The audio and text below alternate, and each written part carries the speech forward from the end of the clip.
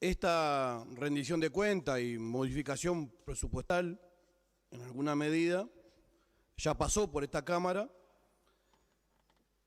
luego fue al Senado, donde se dieron algunas modificaciones que, como entendemos de nuestra fuerza política, no son sustanciales, no cambia el carácter de la rendición de cuenta y por lo tanto adelantamos que vamos a votar negativamente. Esta rendición de cuenta, así como el presupuesto quinquenal, se origina en el mensaje del Poder Ejecutivo de un gobierno de derecha. Creemos que por esta contratación nadie se puede ofender. Gobierno de derecha con una concepción neoliberal. Gobierno de derecha que representa los intereses de los sectores más privilegiados de nuestra sociedad. Por lo menos, esta realidad es como la vemos nosotros. Después vienen los dibujos, el marketing político. El papel de la coalición de gobierno es presentar esto como de un interés general y como que es el camino para el que el país avance. El nuestro, el de la izquierda, el del Frente Amplio, es el opuesto, obviamente. Incluye los esfuerzos por develar, es decir, por correr el velo, para que se pueda ver la realidad detrás. Y así entonces identificar cuáles son los verdaderos intereses de este gobierno, sus políticas a quienes beneficia, por lo tanto a quienes perjudica, y cómo se utilizan estos instrumentos legales, en este caso presupuestal, para poder cumplir con sus objetivos, que no siempre se explicitan, obviamente. Por eso es que hay que buscarlo y descubrirlos. Esta lucha ideológica, esta batalla de ideas, señor presidente, es permanente. Fue muy fuerte durante los 15 años de gobierno del Frente Amplio. Sin duda reforzada en la campaña electoral. Y para eso contaron con... primero, en esa fueron muy eficientes, hay que reconocerlo. Muy eficientes para matrizar en diversos sectores de la sociedad que estábamos en una situación de crisis múltiple, en materia de seguridad, en materia social, en económico. Y decíamos entonces que han sido muy eficientes. Claro, para eso contaron con cuantiosos recursos. Contaron con la generosa colaboración de los grandes medios de comunicación. Y contaron con asesoramiento de marketing político de alto nivel, que nosotros suponemos no deben haber sido nada económico. Así es fácil ser eficiente, obviamente. Algunas ideas fuerza que manejaron durante toda esa campaña electoral permanente que desarrollaron durante muchos años, una idea fuerza que lograron matrizar en forma muy conveniente, es que era posible, que este gobierno lo iba a hacer, ahorrar 900 millones de dólares anuales en materia de gastos superfluos, y que ese ahorro no iba a implicar rebaja salarial, de jubilaciones, no iba a significar recorte de políticas sociales, etc. Pero después vino el ajuste. La realidad trajo el ajuste. Aunque se diga que no, la realidad trajo el ajuste. Un senador de nuestra fuerza política lo dijo muy claramente, que el ajuste se puede hacer aumentando impuestos o con reducción del gasto público. Y eso es lo que se hizo. Reducción del gasto público. Y tampoco tan limpio con el tema de los impuestos. Porque una de las primeras medidas que tomaron cuando asumieron el gobierno fue quitar parte del beneficio que la sociedad tenía de que con las compras con tarjeta, un beneficio y descuento en el IVA que se pagaba. Si se quita ese beneficio, en los hechos, la gente pagó más IVA, más impuestos. Las tarifas públicas, tan fuertemente propagandeadas, de que el Frente Amplio subía las tarifas públicas excesivamente, que eso era un ajuste. ¿Cuánto se hizo con eso? ¿Cuánto se matrizó con eso? Sin embargo, a la vista está lo que han aumentado las tarifas públicas en nuestro país desde que la coalición de derecha, reitero, está en el gobierno. La tarifa de los combustibles.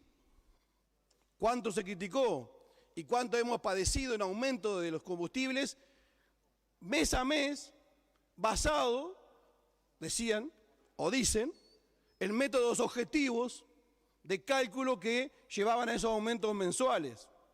Claro, como eso tuvo una repercusión muy negativa en la población, se olvidaron de esos métodos objetivos y recurrieron a postergar los aumentos, recurriendo a otros métodos aparentemente nada objetivos, pero en definitiva es la repercusión que tuvo en nuestra población ese mecanismo. Ahora, siempre hay que preguntarse, ¿quiénes pagan este ajuste? ¿Quiénes están pagando este ajuste? Sin duda que los trabajadores, los asalariados de este país, lo pagan con rebaja de salario. Eso es incontrastable. Lo están pagando con rebaja de salario. Lo están pagando los jubilados, con rebajas de jubilaciones. No se puede decir que no es así. También se está pagando mediante la rebaja importantísima en las inversiones públicas, en la enseñanza pública. Y ahí hay que hacer mención que el golpe que se le da a la enseñanza pública es muy fuerte. En ese presupuesto vino, enviado por el Poder Ejecutivo, 0 aumento para los docentes. En la rendición de cuentas, 0 aumento para la enseñanza. Después aparecen algunas partidas. Pero claro, te saco 300 y después te doy 50. Y propagandeo con eso. Pero además, es de hacer notar que este golpe en la enseñanza se suma al producido por la LUC. Y no es que estemos fuera de tema. Se suma eso al producido por la LUC. Es un mazazo dado a la enseñanza pública de este país. Y una pequeña digresión que también nos van a permitir y que no tiene que ver con irnos del tema, que es que el clima que se está viviendo hoy en la enseñanza, un clima muy difícil, de persecución, de descalificación de la lucha sindical, tiene que ver con esto. ¿Por qué tiene que ver con esto? Esa persecución, esa descalificación de las herramientas sindicales de los trabajadores de la enseñanza, que se lleva muy efectivamente combinando distintos ámbitos, como algunos medios de comunicación, como algunos actores políticos que se prestan para ese triste papel, es porque hay que, de alguna forma, desalentar lo que probablemente se dé, que ante los recortes de la enseñanza pública va a haber movilización, va a haber lucha de los trabajadores. Entonces la contracara es esa herramienta, ¿no?, de persecución, de amenaza de destitución. Terrible clima que se está viendo en la enseñanza y que nosotros llamaríamos al conjunto de la sociedad a poner atención sobre eso que está pasando. Para nada beneficioso para los trabajadores de este país, para la sociedad y para la enseñanza pública.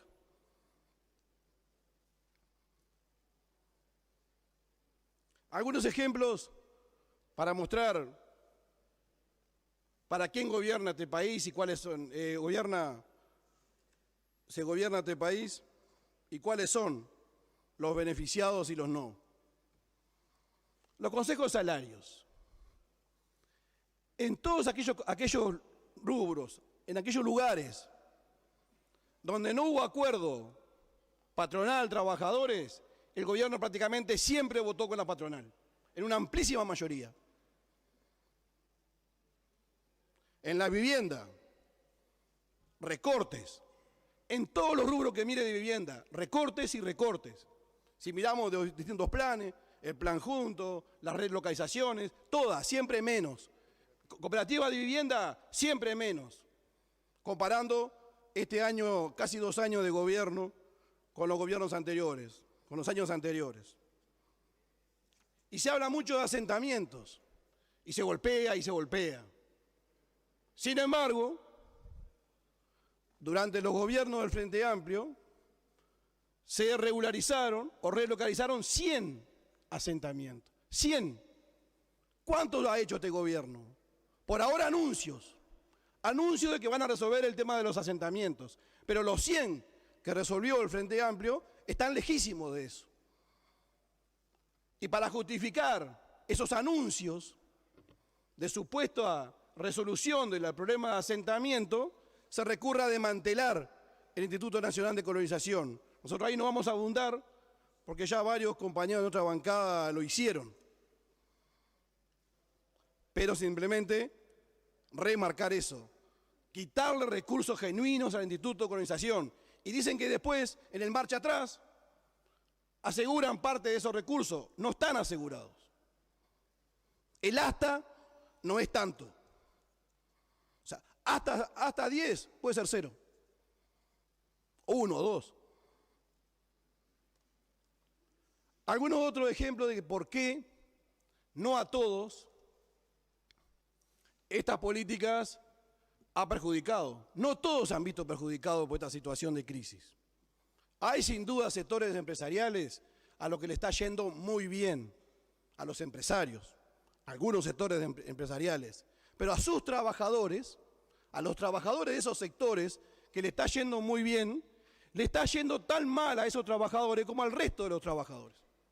¿Cómo se justifica esto? Porque se le pide un esfuerzo a los trabajadores, porque la cosa está mal por la crisis, pero en aquellos sectores que se han visto ampliamente beneficiados y que el crecimiento es importantísimo, allí también pierden salario los trabajadores. Se ha remarcado muchas veces como un ejemplo de esa política de desigualdad, que produce desigualdad. Se ha remarcado los más de 3.000 millones de dólares de depósito en el exterior, que aumentó en este año 2020. También un senador de otra bancada hacía rever que aparte de esos 3.200 millones de aumento en el depósito en el exterior, hay un número importantísimo de aumento acá, en el país, de más de 5.000 millones, que en total entonces estamos hablando de 8.500 millones, según nuestro compañero, de aumento de los depósitos, y que además, con la salvedad o con la observación de que el 90% de esos depósitos corresponda a un 2%. Eso maya oro, que tanto le gusta decir a este gobierno, que en realidad es los pocos ricos, muy ricos de este país.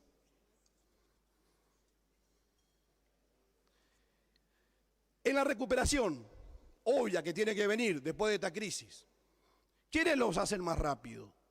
Sin duda que los sectores más poderosos. Hay distintos mecanismos para constatar eso, que allí donde se da rapidísimo la recuperación, pero los trabajadores van a ir muy lento, muy lento.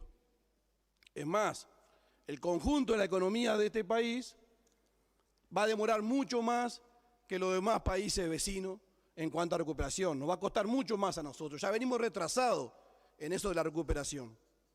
Pero claro, los maya oro, sí, rapidísimo. La recuperación que no se da para las familias de trabajadores. El 75% de los hogares en este país tienen como principal ingreso salario y jubilaciones. Eso incide en el mercado interno. Ahí no se ve recuperación. Señor presidente, para terminar y respetar el tiempo, afirmamos, las grandes mayorías trabajadoras de este país no necesitan que se le dibuje realidades ficticias de bonanza. Lo que necesitan es que se generen las condiciones para recuperarse, para conseguir trabajo, para recuperar salario. Eso es lo que necesitan las grandes mayorías de este país. Esta política económica no van en ese camino. Estamos convencidos que no van en ese camino. Por lo tanto, por eso votaremos negativamente. Gracias, señor presidente.